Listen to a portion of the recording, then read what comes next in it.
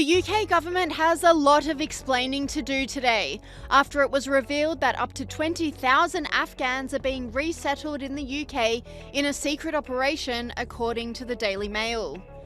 A secret operation to smuggle migrants into Britain is being run by ministers, and they have put you and me on the hook for paying a projected £7 billion. The secret resettlement scheme was launched after the Mail discovered a disastrous data leak blunder by the British government that put 100,000 people at risk of death by the Taliban. The news only came to light following a massive data breach from the military that the government tried to keep hidden with an injunction. Members of this House, including you, Mr. Speaker, and myself, have been subject to this super injunction. It is unprecedented. And to be clear, the Court has always recognised the parliamentary privilege of proceedings in this House, and ministers decided not to tell parliamentarians at an earlier stage about the data incident, as the widespread publicity would increase the risk of the Taliban obtaining the data set. But as parliamentarians and as government ministers, it has been deeply uncomfortable to be constrained from reporting to this House. The media blasted the cover-up, saying it's reflective of a wider problem in the UK. Well, it's another enormous blunder by the UK state that the British taxpayers are going to have to pay for. And I think there are so many deeply troubling things about this scandal that we're still digesting and processing. But the question I would ask is, if the UK state can do this, and this is by all accounts an enormous cover-up, if it can bring in thousands of Afghans into our country while gagging the media, while allocating billions of pounds that are not properly scrutinised, while having no democratic vote, while having no transparency, if the UK state can do all of that, then what on earth is the state doing on top of that? What else is going on that we don't really know about? Our government have totally lost the plot. Why are we sitting back and letting them do whatever they want?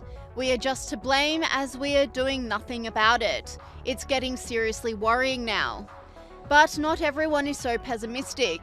This commentator is hopeful that the resettled migrants will contribute to UK society. Let's hope that these Afghanis who were committed to supporting Britain in their country are given the support here to contribute and add to our economy. And that's, I think, really important, that this actually becomes a net positive. But clearly, there's a huge net negative that the British state needs to address, which is why this happened in the first place and why it's been unscrutinised for so long. The influx of Afghans into the UK has caused a great deal of tension in the community, particularly in light of religious and race violence that's currently dividing the nation and Greater Europe as a whole. UK residents live in fear of daily attacks like this, where an African group became violent in a park.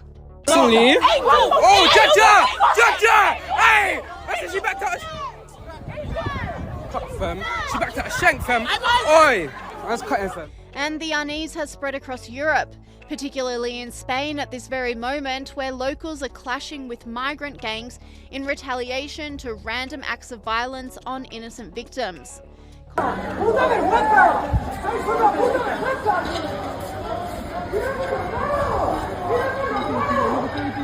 Commentator Glenn Beck unleashed on the state of immigration in Europe.